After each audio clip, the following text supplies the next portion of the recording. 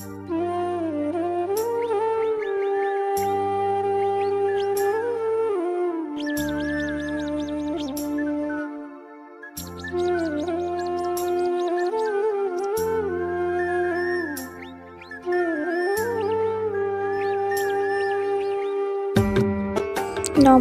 বন্ধুরা, শুভ সকাল। আপনারা সবাই কেমন আছেন? আশা করছি খুব ভালো আছেন ও সুস্থ আছেন। তো ভগবানের আশীর্বাদে ও আপনাদের ভালোবাসায় আমিও খুব ভালো আছি। তো চলে এসেছি নতুন একটি ব্লগ নিয়ে। আশা করছি ভিডিওটি আপনাদের সকলের খুব ভালো লাগবে। তো আজকে আমি ফার্স্ট ঘুম থেকে উঠে পড়েছি। বাড়ির কেউ এখনও ঘুম থেকে ওঠেনি। তো ফার্স্ট আমি এসে ঠাকুরকে একটু প্রণাম করে নিলাম। আর কাল যেহেতু বৃষ্টি হয়েছিল, দেখুন এখানে জলও জমে গেছে। তারপর দেখুন ব্রাশ হাতে নিয়ে চলে যাচ্ছি একটু বাগানের সাইডে, বাগানটাকে দেখতে। তো কালকে যেহেতু আমাদের বাগানে অর্ধেকটা জল দেওয়া হয়েছিল আর অর্ধেকটা আজকে দেওয়ার কথা ছিল, কিন্তু রাত্রে যেহেতু প্রচণ্ড বৃষ্টি হয়েছে, তো মনে হচ্ছে না যে আজকে বাগানে জল দিতে হবে। আর চারপাশটা দেখুন কত সুন্দর শান্ত পরিবেশ। মনে হচ্ছে শীতের সকালটা যেরকমভাবে শুরু হয় না, সেরকম মনে হচ্ছিল চারপাশটা। এখনও যত সূর্য এখনও ওঠেনি, এখন বাজে প্রায় সকাল 5টা। আর দেখুন ভেজা ঘাসের উপর একটু খালি পায়ে হাঁটছিলাম। তো এটা অনেক দিন পরে করা হলো, তো ভীষণ ভালো লাগছিল। তারপর বাড়ি চলে এসে ঘরটাকে একটু ঝাড় দিয়ে নিচ্ছি। কালকে যেহেতু বৃষ্টির সাথে সাথে একটু হাওয়াও বইছিল, তাই ঘরে ধুলো ভালোই জমেছে, সেগুলো ভালো করে ঝাড় দিয়ে একটু পরিষ্কার করে নিচ্ছি। আর এর মধ্যে না মাও উঠে পড়েছিল ঘুম থেকে। দেখুন আপনাদের সাথে কথা বলতে বলতে আমার ঘরটাও ঝাড় দেওয়া হয়ে গেল। তো দেখুন তারপর উঠোনটাও ঝাড় দিতে চলে এসেছি।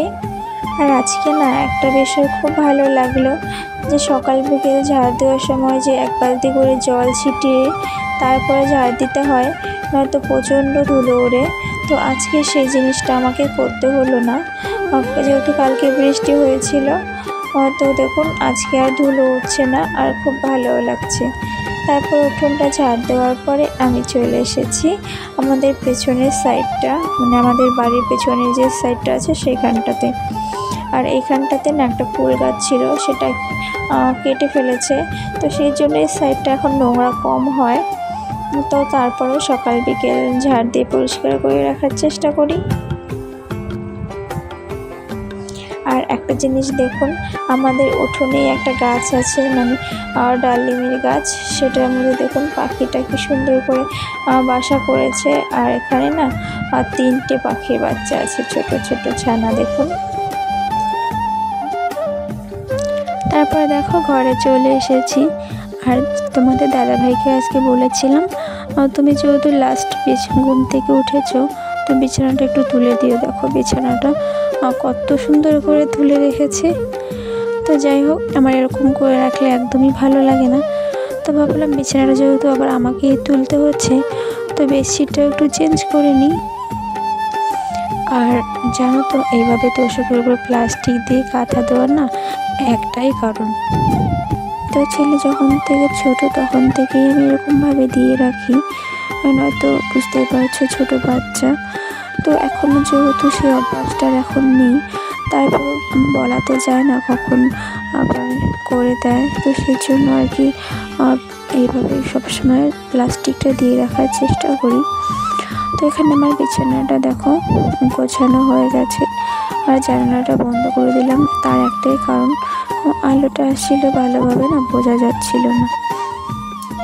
তো এখানে কাঁথা বালিশগুলো ভালো করে গুছিয়ে নেব। আর যতক্ষণ এগুলো ভালো করে গুছিয়ে রাখছি ততক্ষণ না আর শান্তি পাচ্ছি না। আর কালকে না কিছু জামা কাপড় কেচে দিয়েছিলাম, সেগুলো আর কালকে ভাঁজ করা হয়নি। তো সেগুলো ভাবছি এখন গুছিয়ে তারপর ঘর থেকে বেরোবো।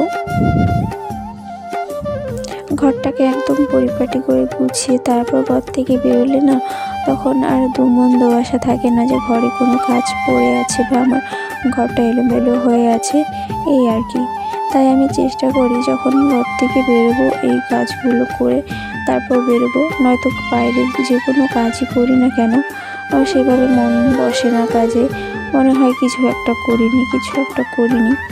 তাই আমি চেষ্টা করি সবসময় ঘরের কাজগুলো করে তারপর বাইরে যাওয়ার। তো এখানে আমার জামা কাপড়গুলো গোছানো হয়ে গিয়েছিল। তারপরে চলে এসেছি রান্নাঘরে। আর আজকে কি রান্না হবে বলো তো? আজকে রান্না হবে মাটন। তো আমি আলুগুলোকে ভালো করে লাল লাল করে একটু ভেজে নেব।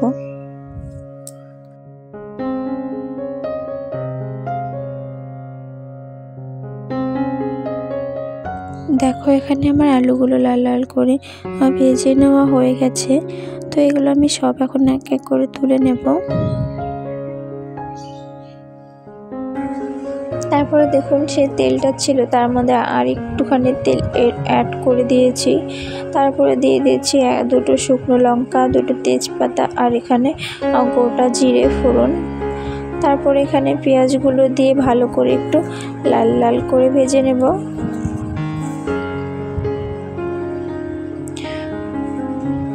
তারপর এখানে অ্যাড করে দিলাম পেঁয়াজ, রসুন, আদা, লঙ্কা, মানে যা মশলাগুলো লাগে আর কি রান্না করতে, সেগুলো সব মিক্সারে পেস্ট করে নিয়েছিলাম। তো সেগুলো এখানে দিয়ে ভালো করে একটু কষিয়ে নেওয়ার পর এখানে মাটনগুলো দিয়ে দিলাম। তো মাটনটা আমি আগে হলুদ, লবণ, তেল দিয়ে ম্যারিনেট করে রেখেছিলাম, তো সেটা এখানে দিয়ে দিয়েছি। তো এইভাবে একটুক্ষণ ভালো করে নাড়াচাড়া করে ঢাকা দিয়ে দেব। 5 মিনিট পর ঢাকনা সরিয়ে খুব ভালোভাবে একটু কষিয়ে নেব আমি।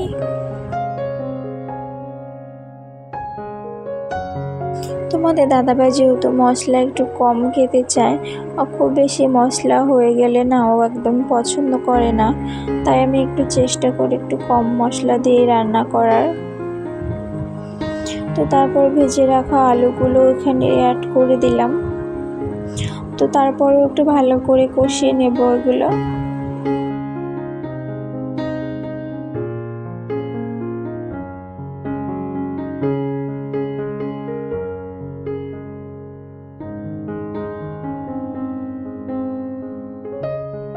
আমাদের বাড়িতে যখনই মাটন হোক বা চিকেন, আমরা চেষ্টা করি সবসময় চুলার আঁচে রান্না করার, কিন্তু আজকে গ্যাসে রান্না করছি। কেননা আজকে একটু তাড়া আছে, আজকে যাব একটু বাবার বাড়িতে বাবাকে দেখতে, তাই আর কি এখানে রান্না করছি। তারপরও ভাবছি এখানটাতে ভালো করে কষিয়ে ঝোল দেওয়ার পর, মানে জলটা দেওয়ার পরে উনুনটাতে বসিয়ে দেব।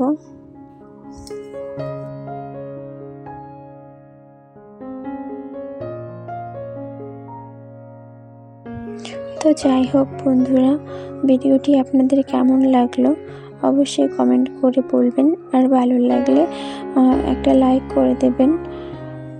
আর আমার চ্যানেলে নতুন হয়ে থাকলে চ্যানেলটিকে সাবস্ক্রাইব করে পাশে থাকবেন। তো আজকে ভিডিওটা এখানে শেষ করছি। দেখা হবে নতুন আরেকটি ভিডিওতে। ততক্ষণ সুস্থ থাকবেন, ভালো থাকবেন।